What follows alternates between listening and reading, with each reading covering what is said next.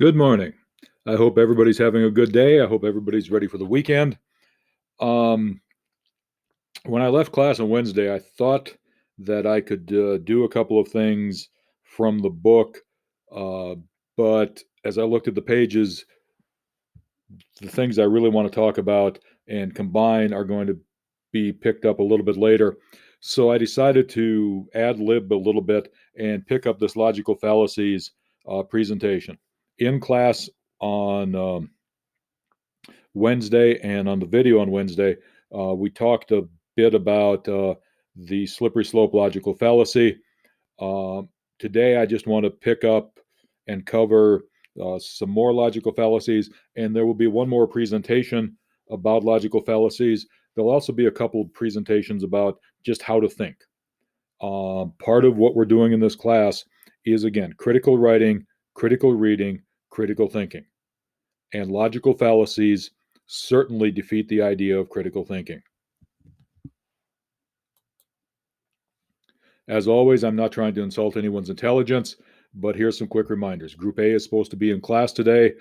I hope logically, bad pun, that means that Group B is watching.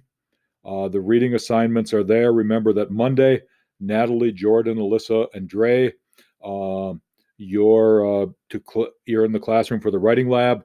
We'll be going over the research paper and working on revisions. The people watching the video will be giving the assignment on Monday, talking about what the revisions will take like and what form they'll take and the due dates and things like that. Group B next Wednesday, Group A next Friday, and then we go through spring break. On the following presentations, I do want to acknowledge that all images were stolen from the web, that any page numbers refer to the textbook I used last semester, Everything's an Argument, with readings, and this is not a formal paper, so please be sure to cite your sources far better than I cited mine. The basics. A logical fallacy is an error in reasoning. It's not an error of fact, it's not an error of truth. The important thing to remember here is it can well result in errors of truth. It can well result in incorrect conclusions, but basically it is an error of reasoning. The fact that the person is using might be correct.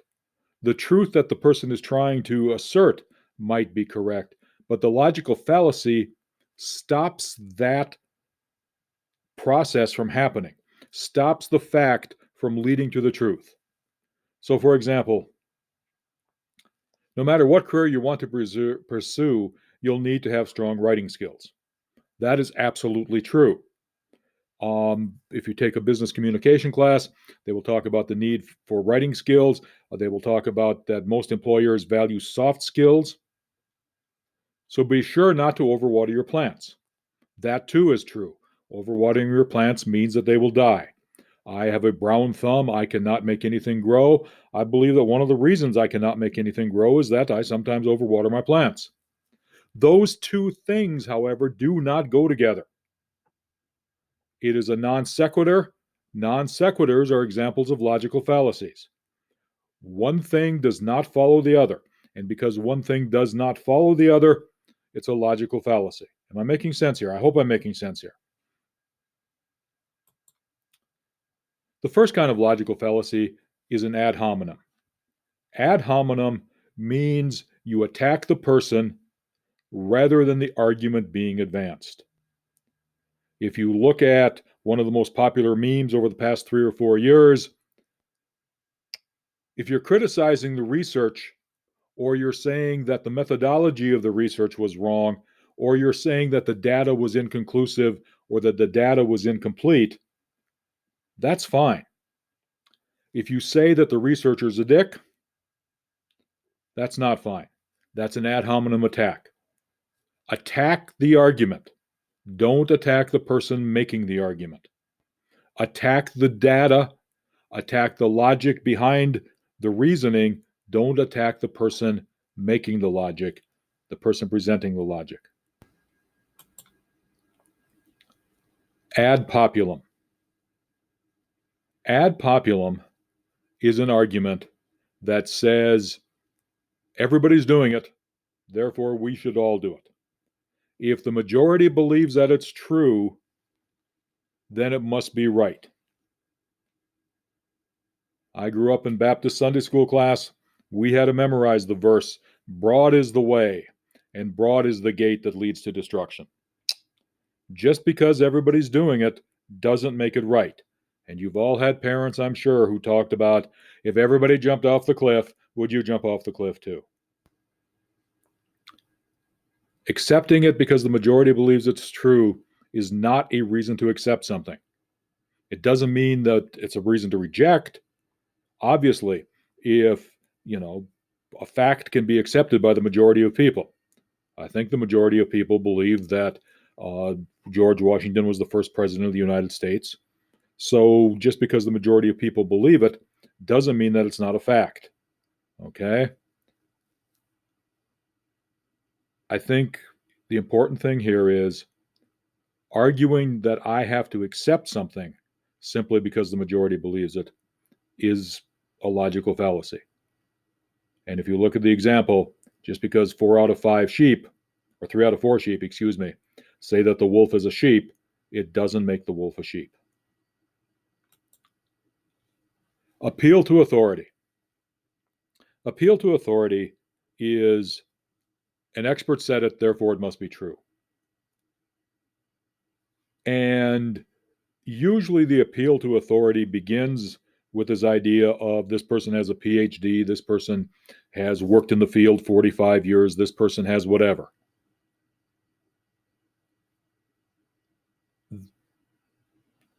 I think appeals to authority are important in the fact that all of your research should come from authorities. All of your research should come from people who are experts in the field. Your job is to analyze what the expert is saying and determine whether what the expert is saying is actually true. All right? And so when you're going through and you're looking at the thing on the side here, I'm the lab head and I said so. I'm the postdoc and I said so. Just because one has the title doesn't mean that we should do something. There's a corollary here. All right?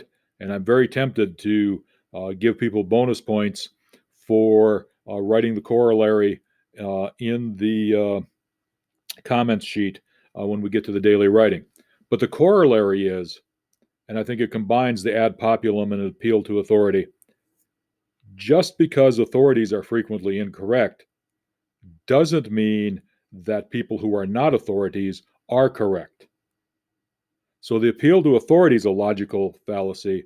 However, appealing to the fact that a bunch of people believe it and they're ignorant is also a logical fallacy. Appealing to false authority. Marilyn Monroe was one of the most beautiful women of the 1950s. She probably knows what makeup to use, but that doesn't mean she's an authority on shampoo. It doesn't mean we should listen to her on what shampoo to buy. She's not an authority on hair care. She just happens to be a celebrity who has, gotten the contract to advertise this shampoo. Almost all advertisements that use celebrities are examples of appeals to false authority.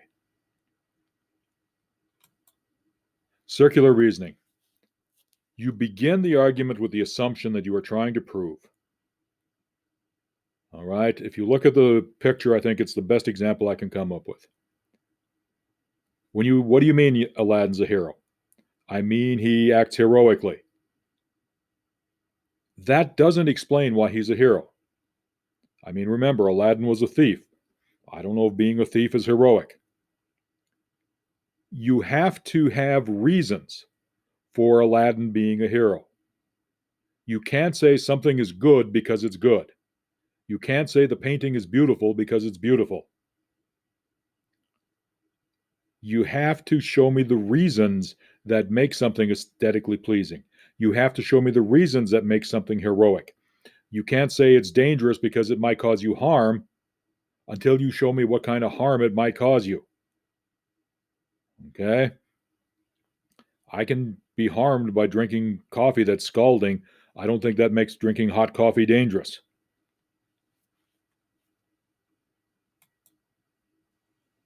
Circular reasoning is sometimes called begging the question. And here's a quick grammar bonus. Begging the question is different than posing the question. Begging the question is this idea of you assume that somebody's heroic because they act heroically and you don't define the terms. It's what we just had with circular reasoning. Poses the question or prompts the question means that you have said something, you have come to a conclusion, and it prompts the question. Please make sure as you think about your reading and your writing that you know the difference between begging the question and prompting the question. Correlation implies causation. Look, if the two things happen at the same time, it doesn't mean that the two things caused this, that one caused the other. Okay? The example of sleeping with my shoes on gives me a headache. Well, if you were drunk and you fell into bed with your shoes on, it wasn't the shoes that caused the headache. Correlation does not imply causation. Just because two things happen at the same time doesn't mean one caused the other. Okay? If you woke up and went to class and, you fell and broke your leg, it doesn't mean waking up and going to class is something you should never do again. All right? Maybe it means that you should make sure that you avoid ice patches. Correlation does not imply causation. And several of the papers were coming fairly close to having this logical fallacy happen. The either or fallacy tries to reduce everything down to two options. Now, the picture I have here obviously is not a logical fallacy. It's an absolute fact. One either loves bacon or one is wrong. Except, of course, if one belongs to a religious faith that doesn't believe that one should eat pork. I think it's important to understand that there are almost always more than two options. And I won't go on to a rant about the American political system reducing everything to two options. I think it's just important to remember that as you think about your paper, and I didn't see this in any papers, but as you think about future papers you write, there are usually more than two options. You need to limit things into that usually or frequently and avoid the either or. The hasty generalization is you draw your conclusion based on too little evidence. Water and heat, therefore there must be a cup of coffee. Obviously, he's not looking at the fact that there are no coffee beans. You're drawing the conclusion based on too little evidence. And I think the hasty generalization, in a lot of ways, is responsible for all the negative stereotypes people have of other human beings. I talked about the idea that one of the things I think the book does very well is remind us to treat other people as humans. I think the logical fallacy of the hasty generalization is responsible for a lot of the isms, racism, sexism, things like that, because people draw their conclusion based on too little evidence.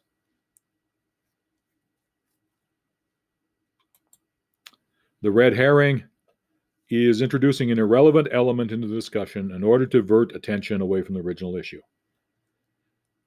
So if you look at the Calvin and Hobbes thing, can you get my ball out of the gutter again? Dad says that this is the third time this afternoon. Thought I'd play you in the back.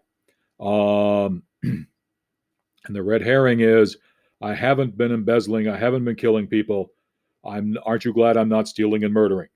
We move the discussion away from 3 times you were told to play in the backyard, 3 times the ball was in the gutter. Okay? Red herrings are introducing irrelevant items into the discussion to divert attention away from the issues. And this is a classic example. It's probably a little extreme, but I don't even think it's that extreme. And again, there were a couple of papers that came awful close to this. So be looking for the example of getting off on a tangent and getting the reader distracted by something that is not germane to the main issue. Remember, all arguments should be germane to the main issue you're talking about. All arguments should tie back to the thesis. And if you start going away from that, then you're introducing a logical fallacy of the red herring.